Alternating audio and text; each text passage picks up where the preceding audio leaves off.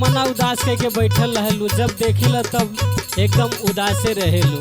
का बताई ये सखी। नहीं बतावा। सुना सुनावा। हमार मना पियवा पे लागल रहेला, हमार मना पियवा पे लागल रहेला, हमार मना पियवा पे लागल रहेला,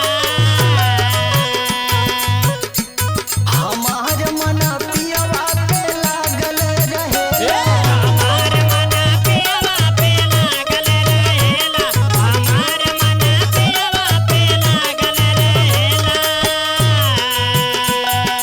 पियवा हमार सखी भागल रहेला, पियवा हमार सखे भागल रहेला, पियवा हमार सखे भागल रहेला,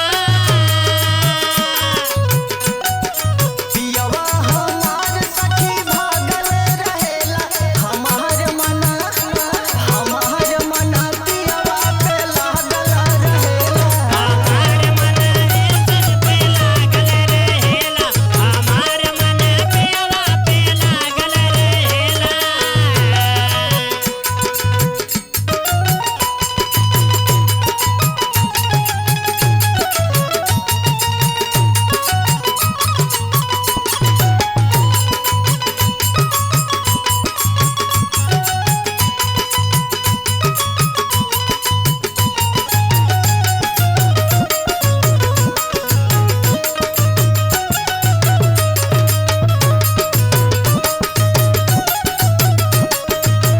कहो सखी, बोला ए सखी। आई कुल बात तो सबके लगल रहल, तो इतना उदास भइले का जरूरत बाहू। अरे वो छोड़ के चल गईले शहर ना। अच्छा और सुना, सुनावा।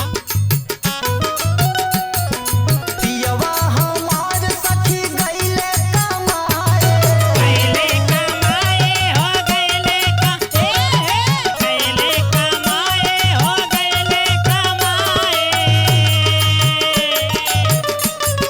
खाना पीना हमरा के कुछहु ना भाए, कुछ हो ना भावे हो कुछ हो ना आए हाय, कुछ हो ना भावे हो कुछ हो ना भावे,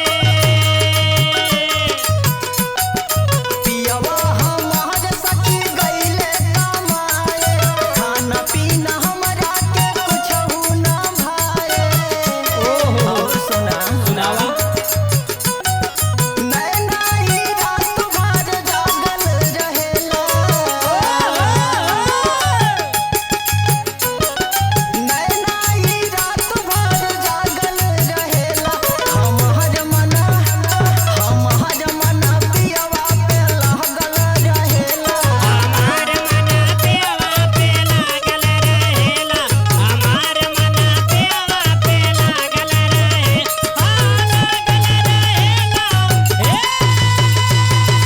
लागल रहेला हो लागल रहेला, हमार मन पियवा पे लागल रहेला, हमार मन पियवा पे लागल रहेला।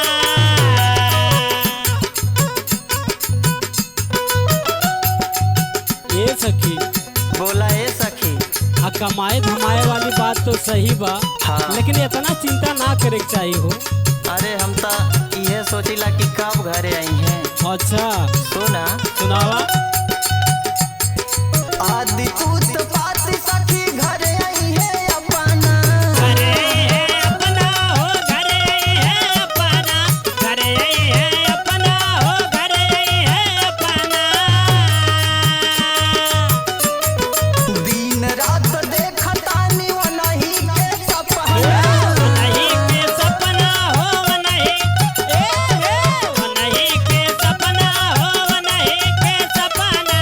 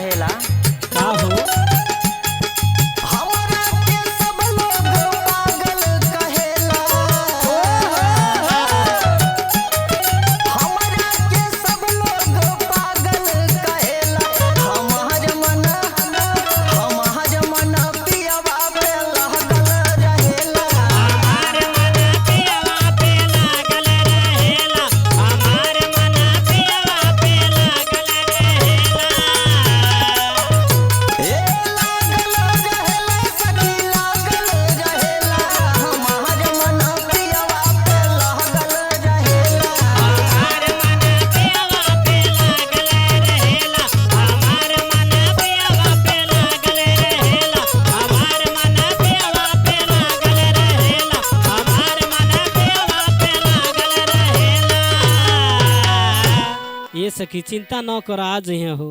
ठीक बा।